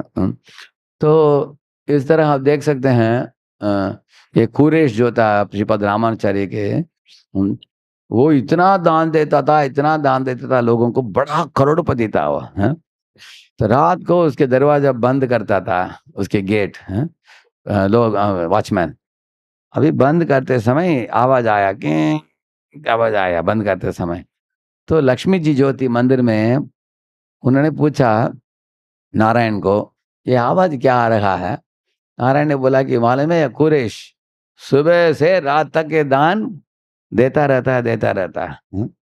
तो लक्ष्मी जी ने पुजारी को बोला कि कुरेश को कल मेरे पास लेके आओ, मैं उसको प्रशंसा करनी चाहती हूँ, इतना अच्छा भक्त है, कितने भक्तों को दान देता है इसे। तो कुरेश को बहुत शर्म आया, अगर मैं लक्ष्मी नारायण के पास जाऊंगा, वो लोग मेरे गुणगान करेंगे, जरूर शर्म आएगा। वो उसकी योजना थी कि अभी हमारा 60 उम्र हो गया, अभी हम क्या करेंगे, सब छोड़कर वो वानप्रस्थ लेने वाले थे वो, उस समय, सब ऐसे गुरु के नाम में लिख दिया सब कुछ, और पति पत्नी दोनों जा रहे थे उस गांव छोड़कर। चलते समय एक जंगल के मार्ग होकर जा रहे थे, तब बीबी थी पीछे, वो जा रहे थे आगे। तो बीबी बोली कि मुझे थोड़ा डर हो रहा है मुझे, क्योंकि इस जंगल में कभी चोर डकैती लोग आकर पथिक लोगों को पकड़ते हैं ऐसे। तो उन्होंने पूछा तुमको डर हो रहा तो मतलब तुम्हारे पास कुछ सोना चांदी होगा, तुमने लिया क्या। वो बोली नहीं, सब दे दिया, सिर्फ एक वाटी लिया हो चांदी का, आपके लिए कुछ देना हो, भोजन इत्यादि देना हो, इसलिए लिया हो। वो बोले यही तुम्हारी चिंता का कारण है, इसको भी फेंक दो, उसका भी फेंक दिया उन्होंने। चलो अभी निश्चिंत होकर चलो, हम गुरु के मठ में जाकर रहेंगे और हम भजन करेंगे, ऐसे बोला उन्होंने। तो इस तरह हम देखते हैं निश्चिंत होकर जो लोग रह पाते हैं, क्योंकि वो दुनियादारी चीजों का आश्रय नहीं लेते हैं वो। चाहे दुनियादारी चीज का आश्रय कोई लेगा, उसका स्टैंडर्ड क्या है, कमल दल जल जीवन तलमल। कमल के पत्ता जो है उसके ऊपर बैठने वाली पानी क्या बहुत समय टिकेगा, नहीं तो गिर जाएगा। बहुत वो टिक नहीं सकता, वो चिपकता ही नहीं, वो उसमें कुछ मोमबत्ती जैसा कुछ होता है उसमें, पानी एक बूंद रखो निकल जाता है वो। इस तरह ये धन यौवन पुत्र परिजन इतने की अच्छे परत तेरे बोल रहे हैं कि हमारे माता, हमारे पिता, हमारे दादा, हमारे दादी, इन लोगों को जो रहते हैं हमारे इर्द गिर्द रहते हैं, आज हैं कल नहीं रहेंगे। जैसे मैं जब छोटा बच्चा था, हम दादाजी को बहुत प्रेम करते थे हैं। दादाजी हमको नदी के तट में लेकर जाते थे, श्लोक वगैरह बोलते थे हैं, तो बहुत पूजा इत्यादि करते थे। तो एक दिन हम वापस लौट आए, देखा कि दादाजी लेटे हैं, पूरा लेटे हैं, बहुत लोग रो रहे हैं जुड़ के। और मैं जब आया, मेरे माता ने उठाकर हमको दूसरे कमरे में लेकर गया। मैंने पूछा क्या हो गया उनका, वो बोला उनका बुखार है बोल रही थी, उनका ठीक नहीं। तो अगले दिन तो दिख नहीं रहे थे, हैं? मैंने पूछा नहीं वो बाहर गए हैं, कब आएंगे, अगले हफ्ते आएंगे बोला उन्होंने, हैं? तो अगले हफ्ते पूछा मैंने दादाजी क्यों नहीं आए हैं, रोज मुझे लेकर जाते थे हमको, हैं? वो बोले नहीं 1 महीने के बाद आएंगे, हैं? वो तीर्थाटन करने के लिए गए हैं, ऐसे बोला उन्होंने। अभी 1 महीना हुआ, 2 महीना हुआ, आए नहीं, मैं रोने लगा बहुत। तो लेकिन मैं बहुत छोटा था, इसलिए माँ मुझे कुछ बोलना नहीं चाहती थी कि वो मर गए करके, हाँ चले गए। तो हम देखेंगे इस दुनिया में जैसे ये जो सोप वाटर लेकर हम लोग क्या करते हैं, ये जो पपैया का एक ट्यूब आता है ना, पपैया के पेड़ में ये पत्ते से ऐसे ये होता है ना, क्या बोलते हैं, डंडा बोलते हैं उसको, हाँ, उसमें से हम लोग लेकर सोप वाटर लेकर ऐसे करने से क्या होता है, बबल निकलता है, हाँ? कुछ कुछ बबल इतना मोटा भाई फुटबॉल साइज का निकलता है, आप लोगों ने किया है कभी, हाँ? और ऐसे ऐसे से जाता है, धीरे से जाता है। हम जब देखते थे हमको लगता था कि पकड़ कर सब रूम कमरे में बांध कर रखो उसको, हाँ? बाद में खेल सकते हैं, ऐसा लगता था हमको, हाँ? लेकिन थोड़े दूर जाने के बाद क्लक चला जाता था, हाँ? तो हमारे दादा दादी माता पिता वो भी ऐसे ही है, हाँ? बुद्ध है, हाँ? हमारे सामने आते हैं, बहुत अच्छे दिखते हैं, प्रेम देते हैं, आलिंगन करते हैं, हमको अच्छा अच्छा खिलाते हैं, अचानक एक दिन प्लक चले जाते हैं, हाँ? एक एक करके चले जाते हैं। यही बताया गया शास्त्र में, हाँ? ये कमल दल जल बताया गया है। जिन चीजों के ऊपर हम लोग आकर्षित होकर उन चीजों का आश्रय लेते हैं, वो सहारा एक एक करके निकल जाता है, हमारे जीवन में। इसलिए उन चीजों के ऊपर हमें विश्वास नहीं रखना चाहिए। भगवान श्री नंदनंदन उनके श्री चरणों में आश्रित हो जाना चाहिए, क्योंकि भगवान शाश्वत है, जीव शाश्वत है, और जीव अगर भगवान के श्री चरणों का आश्रय लेगा वो शाश्वत आश्रय है।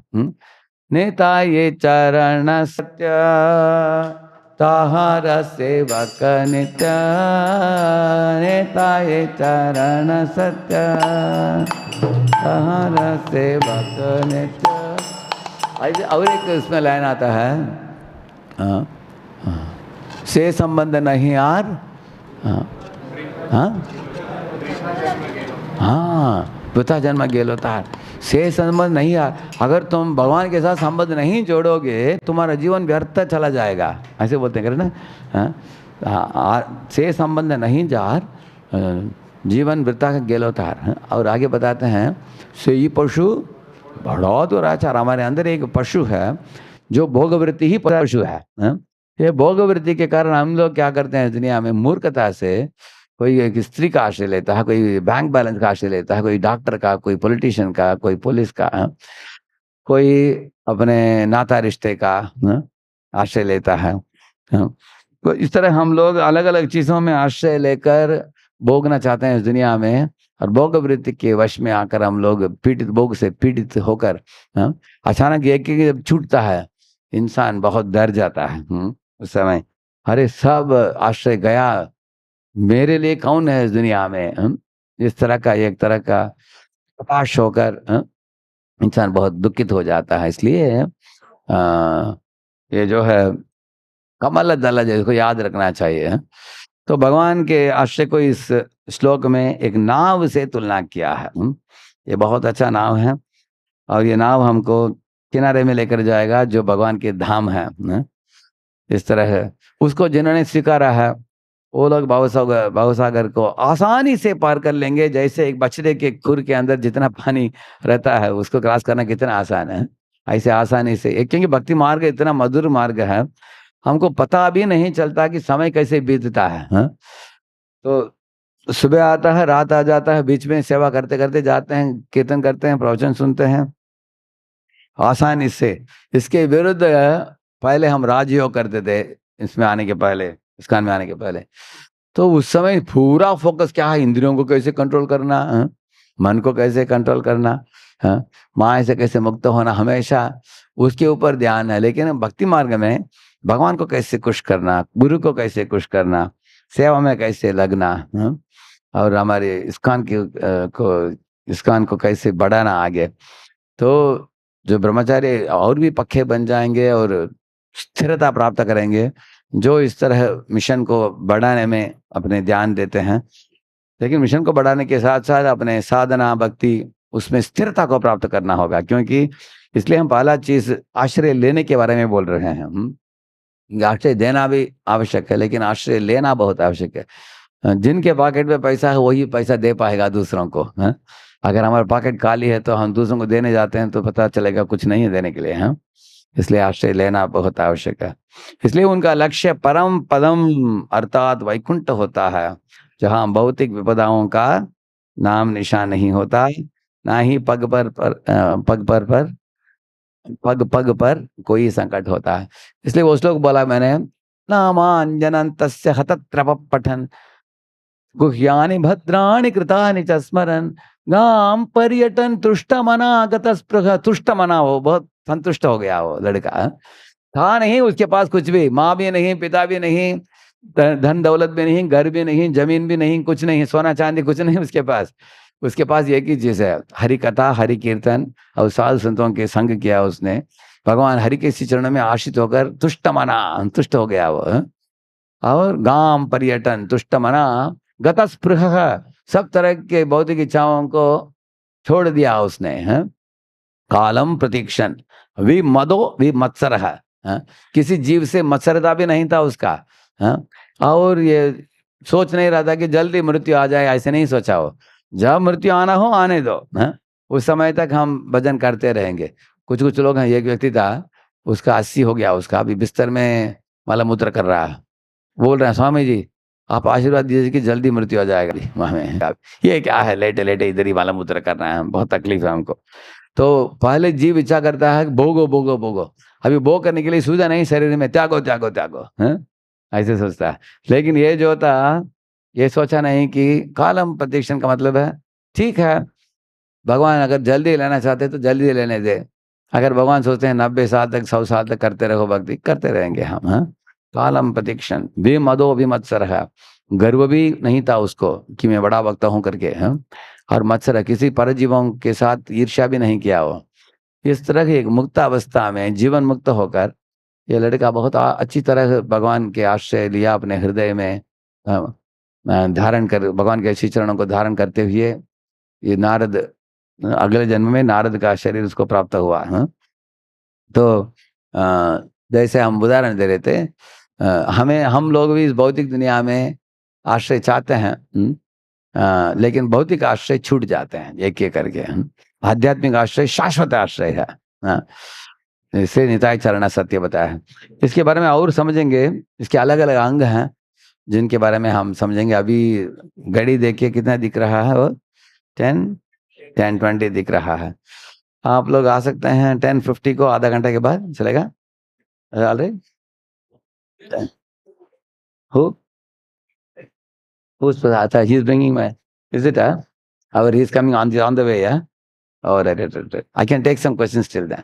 किसी का कुछ प्रश्न है किसी का?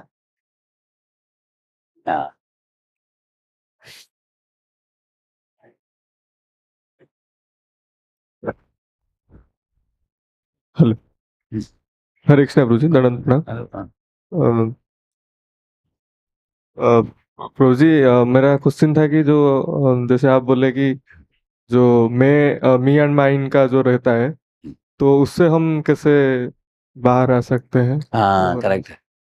ये महाभारत में वेद व्यास जी बताते हैं कि इस दुनिया में आत्मा को बांध कर रखने वाली दो ही रस्सियां हैं, दो ही रस्सियां हैं, एक है अहम, दूसरा है ममा, बताते हैं। इसलिए इसको इनको पहले समझना बहुत आवश्यक है। अहंकार का मतलब क्या है?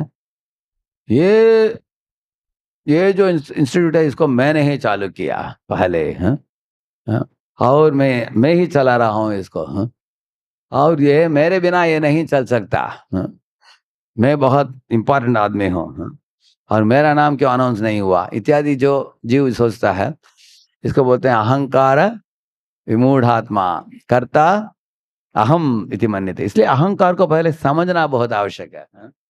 अहंकार का मतलब क्या है? दो तरह के पैराडिम दृष्टिकोण है। एक है कृष्णा इज द डूअर, दूसरा है आई एम द डूअर। क्या मैं करता हूं, नहीं तो कृष्ण करता है। ये पहले समझना चाहिए ज्ञान को। उदाहरण के लिए इसका नाम क्या है छोटा बच्चा? नाम कृष्णा। अभी कृष्णदास उनके घर में अगर हम जाते हैं, जाकर दरवाजा खटखटाते हैं, अभी कृष्णदास दरवाजा खोलता है, तो हम बोल सकते हैं कि कृष्णदास ने दरवाजा खोला, हम बोल सकते हैं। नहीं तो कृष्णदास के दाएं हाथ ने खोला दरवाजा, बोल सकते हैं। नहीं तो हम बोल सकते हैं कृष्णदास के दाएं हाथ के ये दो उंगली, संबोधन उंगली और अंगूठा, अंगूठा बोलते हैं ना, ये दोनों साथ में आकर दरवाजा खोला। आप जनरली आप क्या बोलेंगे? आप कृष्णदास ने खोला बोलेंगे। इसी तरह भगवान कृष्ण हैं, अगर भगवान कृष्ण के हम अंश हैं, करेक्ट है ना? अभी ये मान लीजिए ये मंदिर का प्रेसिडेंट है, ये प्रेसिडेंट है, और प्रेसिडेंट के नीचे एक डिपार्टमेंट हेड है ये, और उनके नीचे दो भक्त हैं, साथ में आकर कुछ सेवा करते हैं। जब वो सेवा करते हैं, अगर हम बोलते हैं कृष्ण ने क्या चमत्कार किया, अगर कोई बोलता है उसमें गलत नहीं, क्योंकि ये लोग भगवान के अंश होने के कारण कर पा रहे हैं। अगर हम भगवान के अंश नहीं होते, क्या हम कर पाएंगे? अगर ये हाथ को काट काट कर कोई लेके जाता है, बोलता है कि देखो हाथ तो उठा सकता है चीजों को, अगर कोई मारता है तो उनको मुष्टि प्रहार कर सकता है, इस तरह ये गिन सकता है, ये मृदंग बजा सकता है, ये पियानो बजा सकता है, अनेक चीज कर सकता है हाथ। इसको काट कर लेके जाओ, काट कर कोई लेकर जाएगा तो काम में आएगा? नहीं आएगा, क्योंकि इसका कनेक्शन है शरीर के साथ, इसलिए तो ये कर रहा है। इस तरह हम लोग भी कुछ अगर कर पा रहे हैं, इसका कारण क्या है? हमारा संबंध है किसके साथ? गुरु और कृष्ण के साथ। उनके दृष्टिपात से, उनके शक्तिपात से हम लोग कुछ कर पाते हैं। जरा सोचिए आप लोग, अगर हम प्रचार भी करते हैं, हमको तिलक सिखाने पाने के लिए किसने सीखा? कंठीमाला पाने के लिए किसने सीखा? कपड़े ऐसे पाने के लिए किसने सीखा? माला, जपमाला लेकर हम लोग करते हैं, जिसने किसने सीखा? देखेंगे आप, प्रभुपाद जी और हमारे गुरु और वरिष्ठ भक्त, अनेक लोगों का योगदान है हमारे जीवन में। वो प्राप्त करके उसके बाद हम प्रचार कर रहे हैं। हमें कभी भी गर्व नहीं करना चाहिए कि मैं बहुत बड़ा प्रचारक हूँ। इसलिए अहंकार को छोड़ने के लिए पहला उपाय है, I am not the doer, Krishna is the doer. ये पहली चीज है। क्योंकि जैसे एक आप जानते हैं जो बास्केटबॉल मैच होता है ना, इसमें क्या करते हैं, हम एक बॉल लेकर किसी और को देते हैं, और वो किसी और को देता है, और वो किसी और को देता है। बाद में बास्केट के निकट कोई लंबा आदमी, जैसे अफ्रीकन लोग लंबा होते हैं, ऐसे कोई खड़ा है, वो बॉल को उठाकर बास्केट में डाल देगा। इसी तरह एक समय की बात है, मैं मायापुर में 700-800 विद्यार्थी आए थे, बहुत बड़ा कैंप हुआ उधर। तो ये एक यूनिवर्सिटी टॉपर आया था उधर। तो एक भक्त आया, उसके साथ बोला कि राधेश्याम प्रभु, हे भगवान की कृपा है कि भगवान ने मुझे एक निमित्त बनाया इस टॉपर को लाने के लिए, ऐसे बोला। तो मैंने बोला, हो ऐसा क्या, बहुत अच्छी बात है। आपने क्या किया? मैंने पूछा। वो मैंने ही कॉलेज में गया था, वन टाइम प्रोग्राम दिया, उसमें आया था लड़का और मुझे आकर मिला, तो मेरी प्रेरणा से अभी आ गया, 12 माला तक आ गया। भगवान ने हमको इस्तेमाल किया। मैंने सोचा आपको परिचय करे, आपको परिचय किया, वो चला गया। उसके बाद और एक भक्त आया, बोला कि प्रभु जी, भगवान ने हमको निमित्त बनाया, हमने ही डिवाइस दिया इनको, डिस्कवर योर सेल्फ कोर्स, और वही टॉपर को वो भी लेकर आया वापस। उसके बाद कोई और ब्रह्मचार्य आया, प्रभु जी, भगवान ने हमको निमित्त बनाकर संकल्प कैंप हमने दिया इनको, ऐसे वो भी लेकर आया। ऐसे 6 लोग एक क्या करके आए और उनको परिचय कराने के लिए मेरे साथ, और वो भी लड़का आ रहा था उनके साथ। उनको देखते ही बोला, अरे तुमको मिल लिया मैंने पहले। नहीं प्रभु जी भी आना चाहते थे, इसलिए मैं आया उनके साथ, बोला ऐसे। वो सब लोगों का मिलने के बाद लास्ट में उस लड़के को पूछा मैंने, वो 6 लोगों को बुलाया मैंने, 6 के 6 लोग, सबको बुलाया, सब आ गए प्रसाद के टाइम। और लड़के के सामने मैंने एक प्रश्न रखा, तुम खुद ही बताओ तुम भक्त कैसे बने। वो बोला प्रभु इट्स ऑल प्रभुपाद बुक्स प्रभु। मुझे प्रभुपाद जी की किताब मिला था बाहर, तो प्रभुपाद की किताब पढ़ने के बाद ही मैं वन टाइम प्रोग्राम अटेंड किया कॉलेज में। क्योंकि मुझे रुचि था ऑलरेडी, मुझे इस्कॉन के भक्तों को मिलना की इच्छा थी। तो प्रभुपाद की किताब पढ़कर पहले से समझ में आ गया मुझे फिलॉसफी क्या है। लेकिन भक्त बनना चाहिए प्रभुपाद ने बोला, इसलिए भक्त बनने की इच्छा थी हमको। तो कॉलेज में वन टाइम प्रोग्राम इस्कॉन ने अरेंज की थी, इसलिए हम आ गए उसमें। ऐसे बोला। बाद में उसको भेज दिया मैं लड़के को, 6 लोगों को पकड़ा मैंने।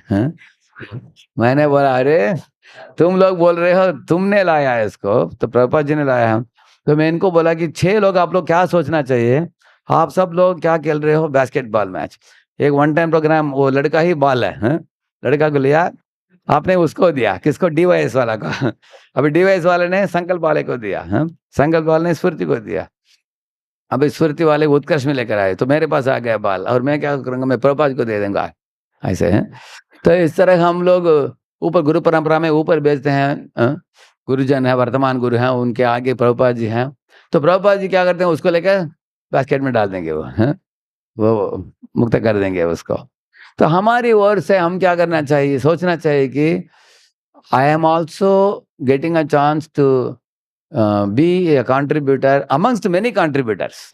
ऐसे अनेक लोग हैं, उनमें से मैं भी एक हूँ, ऐसे हम सोच सकते हैं। आई एम जस्ट अ फैसिलिटेटर, मैं फैसिलिटेट कर रहा हूँ। तो कुछ कुछ लोग आदत होता है कि वो स्वामी बनना चाहते हैं, स्वामी तो जमाना चाहते हैं। मैंने ही किया है, मेरा है। एक वक्त आया मेरे पास, एक बहुत सालों के पहले एक ब्रह्मचर्य आया हमारे पुणे मंदिर के, आकर बोला कि प्रभु हमने इस भक्त को कड़ा किया भक्ति में, लेकिन हमको छोड़कर ये वो भक्ति के पास जाना चाहता है, ये सही है क्या प्रभु जी, ऐसे पूछा मुझे। तो मैंने उसको बोला अरे तुम क्या कड़ा करोगे, तुम खुद ही गिड़गिड़ा रहे हो तुम, तुम क्या कड़ा करोगे किसी को। वो एक चीज। दूसरा चीज मैंने बोला उसको, अगर कोई भक्त आपके आश्रय को छोड़कर दूसरे के आश्रय में जाना चाहता है, आप छोड़ देना चाहिए उसको। क्योंकि हम लोगों को क्या सोचना चाहिए, आश्रय देने का मतलब नहीं है कि हम दे रहे हैं आश्रय, हम उनको कृष्ण के आश्रय में जोड़ रहे हैं। आश्रय देने वाले तो कृष्ण हैं, भगवान ही होते हैं। अगर मेरे द्वारा वह कृष्ण का आश्रय नहीं लेना चाहता है, किसी और के द्वारा कृष्ण का आश्रय उसको मिलेगा। क्योंकि अलग अलग लोगों को अलग अलग भक्त अच्छा लगते हैं। तो ये क्या बोले, हे प्रभु जी देखिए भगवान के कितने अद्भुत सृष्टि है। कुछ लोगों को ऐसे प्रचारक चाहिए जो हंसी मजाक से समझाएंगे फिलॉसफी है। वो बोलेंगे प्रभु जी कितना फ्रेंडली है प्रभु जी, वो इतना जोवियल है, इतना हंसी मजाक करते हैं, हमारा पेट पकड़ पकड़ कर हम लोग हंसते हैं ऐसे। तो कुछ कुछ भक्त हैं वो बोलेंगे क्या हंसी मजाक अच्छा नहीं है, हम लोग आध्यात्मिक जीवन में आए हैं, भक्त हैं जो गंभीर होना चाहिए हैं, ऐसे कुछ लोग हैं। तो उनके लिए भगवान कुछ गंभीर भक्तों को भी रखा है उनके लिए। और कुछ कुछ भक्त हैं बहुत, उनको साइंस पढ़ने में साईफाई बुक्स ज्यादा पढ़ते हैं, बहुत बड़े उस्ताद हैं, वो साधारण भक्तों को आदर नहीं देंगे। वो अगर कोई चैतन्य चरण पर ऐसे कोई आ गए साइंटिफिक है, अरे बाप रे क्या बोल रहा है ये, है? हमारे सर के भी ऊपर उड़ रहा है। तो उनको लगता है कि ये बड़ा भक्त है, करेक्ट है। तो भगवान इस तरह अलग अलग भक्तों को रखा है, क्यों, अलग अलग भक्तों को प्रेरणा देने के लिए, करेक्ट है ना। इसलिए हमें कभी नहीं सोचना चाहिए कि मैं ही इनको भक्ति में लाया और मेरा अंडर में है और मैं इनके सर के ऊपर बैठा हूँ, ऐसा नहीं सोचना चाहिए हमको। हम सोचना चाहिए कि मैं क्या कर रहा हूँ, मेरी ओर से किसी को लाया हमने, उसके बाद उनको प्रेरणा किसी और से भी मिल सकता है। जैसे पुणे में एक कृष्ण मंदिर है, गुरुवायूरप्पन का मंदिर है, केरला जैसे मंदिर बनाते हैं, उधर में बुक टेबल लगाकर ऐसे डिस्प्ले करके मैं बैठता था हर दिन शाम को, कंपनी में आने के बाद उधर जाकर 2 घंटा बैठता था ऐसे किताब अध्ययन करते हुए। उसमें आकर एक लड़का लिया, किताब लिया, उसकी आंखों में एक तरह का चमक देखा मैंने, बुद्धिमान दिख रहा था वो। तुरंत उसका नंबर लिया, बोला कि आप कुंज बिहारी मंदिर में आ जाओ, मिलो मुझे, तो अगले हफ्ते मिलो। टाइम दिया उनको एक दिन, किताब लेकर वो SSR लिया, साइंस ऑफ सिविलाइजेशन किताब लिया। एक हफ्ते के बाद ठाक टाइम पर आ गया वो, हाँ? एकदम जोरदार बारिश था, फिर भी वो छतरी पकड़ कर आ गया वो, आपने बुलाया था। तो बैठ कर 1-2 घंटा बात किया उनके साथ। उसके बाद उनको एक एक्टिविटी दिया उनको। मुझे एक वेजिटेरियनिज्म के ऊपर एक आर्टिकल लिखना था 10 पेज का। एक रेवरेंस फॉर ऑल लाइफ करके एक ऑर्गेनाइजेशन है, उनको चाहिए था। इसको दे दिया, बोला मैंने ठीक है तुम ट्रायल करके लेके आओ, देखते हैं। तो इंटरनेट में जाकर रिसर्च वगैरह करके वो 10 पेज का लिख कर लेकर आया। तो उसके नाम में ही दे दिया मैंने आर्टिकल, उस रेवरेंस फॉर ऑल लाइफ को दे दिया। तो उसके बाद मैंने उनको उधर निगड़ी में कार्यक्रम में जोड़ा। एक वृंदावन प्रभु आते थे, उधर आते थे। तो बोला कि मेरे टच में रहो और उनके टच में भी रहो ऐसे। तो बाद में 3 महीने के बाद आकर वो बोला कि प्रभु जी मेरे माता पिता बहुत पीछे पड़ते हैं, हाँ? तो मैं गंभीर बन गया हूँ, मैं फुल टाइम ज्वाइन करना चाहता हूँ इस्कॉन में। लेकिन मैं मुंबई में जाकर मेरा नौकरी मिला है दूसरा, मैं चले जाऊंगा उधर। बोला मैंने बोला bye bye, all the best बोला। तो मुंबई जाकर वो चौपाटी मंदिर में जाता था और ज्वाइन कर लिया। बाद में बड़े भक्त बना, माता पिता मेरे पीछे पड़े, क्योंकि इन्होंने अयप्पा के मंदिर में एक ये आयोजन की थी, one time programme life after death करके। तो मैं उन दिनों में ये लेकर जाता था प्रोजेक्टर, है ना, एक सूटकेस जैसे, मालूम है आपको? उसमें स्टेंसिल वगैरह लगाते थे हम लोग। उस समय कलर नहीं था, उस समय ब्लैक एंड व्हाइट था। तो मैं उधर जाकर लगाकर उधर बोला, लेक्चर में बोला मैंने, अगर तुम मांस खाओगे तो अगले जन्म में तुम बाघ बनोगे, ऐसा बोला था मैंने। इस तरह कोई ज्यादा सोएगा तो वो क्या बनेगा? Polar bear. तो उसके उनके पिताजी बैठे थे। लेक्चर के बाद उन्होंने बोला, स्वामी जी इस तरह की चीजें मत बोलना, बच्चे डर जाएंगे, ऐसे बोल रहे थे बस। बाद में जब ये मुंबई चले गए ज्वाइन करने वाले थे, पिताजी ने मुझे पकड़ा, आपने डरा कर उसको एडमिट कर दिया करके बोला। मैंने बोला नहीं नहीं, आपके बेटा बड़ा बुद्धिमान है, वो ये सब चीजें पहले से मालूम है उसको, इत्यादि बोल रहा था मैं। और ज्वाइन करके बड़ा भक्त बने। वो कौन है? वो गौर गोपाल प्रभु है। अभी गौर गोपाल प्रभु मुंबई जाने के बाद परम राजनाथ स्वामी से बहुत प्रेरणा ली उन्होंने, उनके शैली, कैसे महाराज जी बोलते हैं इत्यादि में शैली ली और एक डायरेक्शन लिया उन्होंने। पहले तो भागवत के ऊपर बहुत बोलते थे पहले वो, गीता भागवत, उसके बाद दूसरा दिशा लिया उन्होंने ऐसे। तो आप देखेंगे मेरी ओर से मेरा कंट्रीब्यूशन दिया उनको, और उसके बाद वृंदावन प्रभु करके उन्होंने उनका कंट्रीब्यूशन दिया। मुंबई जाने के बाद गौरंग प्रभु, गोविंद प्रभु, वो लोग ने उनका कंट्रीब्यूशन दिया है ऐसे। उसके बाद परम राजनाथ स्वामी के व्यक्तिगत प्रशिक्षण उनको मिला ऐसे। और now he is in another big direction of reaching out to many big shots across the globe. तो हम क्या करना चाहिए? हमारी ओर से जो करना है, सोचना चाहिए कि मेरी ओर से मैं जो हो सकता है मैं करूंगा। हम कभी भी नहीं सोचना चाहिए कि I alone is the cost of your deliverance. ऐसा नहीं सोचना चाहिए, वो अहंकार है। अहंकार मूढ़ आत्मा, मैं पूरा करता हूँ, ये अहंकार के बारे में बोला। ममकार क्या है? वो दूसरा है। अहंकार का मतलब है मोह, ममकार का मतलब महामोह। महामोह क्या है? ये मेरे माता है, मेरे पिता, मेरे भाई, मेरे बहन, मेरे लैपटॉप, मेरे घर, मेरे डिग्री, मैं मेरा, वो ममकार बोलते हैं उसको। इसमें भी ममकार देखिए। अभी एक बार जनक महाराज बैठकर प्रवचन सुन रहे थे प्रातः काल में, उनके सभा में अनेक लोग बैठे थे। अचानक एक व्यक्ति आकर अनाउंस किया कि आग लग गया हमारे महल के निकट, और महल को भी आग छू लिया, और राजमहल को भी, और उसके निकट के कुछ अग्रहारों में भी आग फैल रहा है।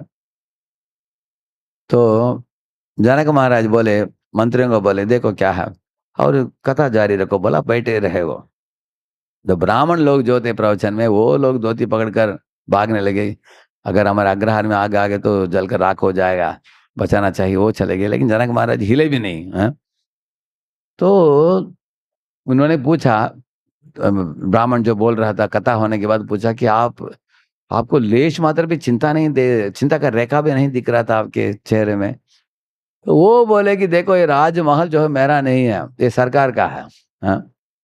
और सारे सरकार के मंत्री आप लोग चला रहे हो, और मैं आपको जस्ट फैसिलिटेट कर रहा हूँ। भगवान ने हमको इस पदवी में नियुक्त किया है। I am just facilitating all of you to run the kingdom.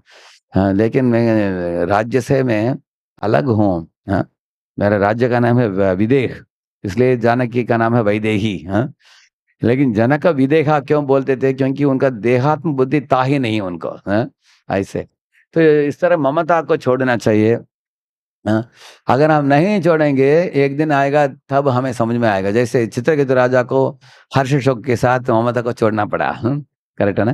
क्योंकि उस दिन पता चल गया कि ये बेटा हमारा नहीं है, ये चला जाएगा एक दिन। तो इस तरह अहंकार और ममता, इसके बारे में और भी आएगा, बात आएगा, हम बोलेंगे। बोलिए प्रभु जी, आपका। प्रभु जी, बहुत ही सुंदर तरीके से आपने बताया कैसे आश्रय लेना चाहिए और आश्रय लेने से ही भक्त हम लोग उद्धार हो पाएंगे। प्रभु जी, ये आश्रय लेने के बाद जब हम कोई किसी को भक्त को जानते हैं, उनका आश्रय लेते हैं, या फिर प्रभुपाद को जानते हैं, तो जिनके बारे में केवल शुरू से अगर कोई हमको बोलता है आप प्रभुपाद का आश्रय लीजिए, तो शुरू में वो कैसे समझाएंगे कि प्रभुपाद का आश्रय कैसे लेना चाहिए, उनको और लेने से क्या होगा? एक्चुअली हम लोगों को क्या बोलते हैं, शुरुआत के लोग कृष्ण से आकर्षित होते हैं। हाँ, कुछ लोग प्रभुपाद जी के लीलामृत पढ़कर प्रभुपाद जी से आकर्षित होते हैं, कुछ लोग। हाँ, तो हम प्रभुपाद के 1 वॉल्यूम लीलामृत दे सकते हैं उनको, 1 वॉल्यूम एडिशन। क्यों देना चाहिए? क्योंकि प्रभुपाद जी कितना कसरत किया है उनके बूढ़े अवस्था में। हाँ, कैसे 2 हाथ के साथ अमेरिका गए, वो सब पढ़ेंगे विद्यार्थी, तो कुछ विद्यार्थी रोते हैं उसको पढ़कर, बोलते हैं कि प्रभु इतना अच्छा आदमी है, इतना कसरत किया है उन्होंने, भारत की संस्कृति को फैलाया है और वेदों को सिखाया है, अमेरिका में जाकर अमेरिकी जैसे लोगों को भी जगाकर हरिनाम सिखाया उनको। कुछ विद्यार्थी अपने जीवन समर्पित करने के लिए भी तैयार हो जाते हैं उस किताब को पढ़कर। इसलिए हम प्रभुपाद लीलामृत को उनको प्रदान करेंगे। 1 वाले मेडिसिन पहले, वो अगर उसका अच्छा लगा, उनको अभय चरण सीरियल दे सकते हैं, उसका 45-50 एपिसोड्स है, वो धीरे धीरे देख कर पूरा देख लेगा। उसके बाद उनको प्रभुपाद लीलामृत 7 वाले मेडिसिन दे सकते हैं। तो इन चीज़ों को पढ़ने से देखने से उनको, हमें प्रभुपाद जी की जानकारी देना बहुत आवश्यक है। क्योंकि आजकल के ज़माने में लोग प्रेमानंद महाराज ऐसे सदगुरु, श्री रविशंकर ऐसे लोगों से बहुत आकर्षित होते हैं आजकल, है ना? अनेक लोग जाते हैं, और हम छोटे हैं इसलिए हम उनको आकर्षित ज़्यादा नहीं कर पाएंगे। क्योंकि लोगों का एस्टिमेशन कैसे होता है, अगर कोई पंचुखे बाबा हैं, उनका दाढ़ी है, उनका वो वृद्ध दिखता है और धाम में रहता है, और बहुत व्याधि इत्यादि होने के बावजूद भी भगवान ने उनको बचा कर रखा है, ऐसे अनेक लोग अलग अलग कारण से जुड़ते हैं। हाँ, ऐसे तो उनकी तपस्या से बहुत लोग प्रभावित होते हैं। तो हम लोग सिर्फ लोगों को अपनी ओर आकर्षित करने के लिए प्रयत्न करेंगे। इसके कारण क्या होगा, हमारे में त्रुटियां होने के कारण वो लड़का देखेगा, वो हे प्रभु जी कभी नाराज हो जाते हैं, कभी प्रभु जी भी थोड़ा ठंडे पड़ जाते हैं भक्ति में, कभी प्रभु जी भी थोड़ा आलसी पड़ जाते हैं। तो हम अपना आश्रय देंगे ना, हमको छोड़कर चला जाएगा वो, तो इस्कॉन को ही छोड़ देगा वो। इसके बदले प्रभुपाद का आश्रय दिया हमने। प्रभुपाद का ये किसके समान, आपको एक उदाहरण दूंगा आपको। प्रभुपाद कैसे हैं, अगर कोई इंसान डूब रहा है पानी में, अगर कोई पानी में डूब रहा है, आपको बोल रहा है बचाओ बचाओ बचाओ, चिल्ला रहा है दोनों हाथ, आपको तैरना आता है, लेकिन आपको शंका होता है कि मैं हाथ दूंगा तो अंदर मुझे वो खींच लेगा। करेक्ट है? आप इतने बड़े तैराक होना चाहिए कि आप उसको उठाकर अपने कंधे के ऊपर डालकर आपको तैरना भी पड़ेगा। उतना शक्ति है कि हमारे पास तकड़ने। इसलिए हमें क्या करना चाहिए, एक पेड़ हो, पेड़ में एक रस्सी को बांध देना चाहिए और उस रस्सी को फेंकना चाहिए, और वो जब पकड़ेगा रस्सी को उसको खींचना चाहिए। वो पेड़ का कौन है? प्रभुपाद जी है।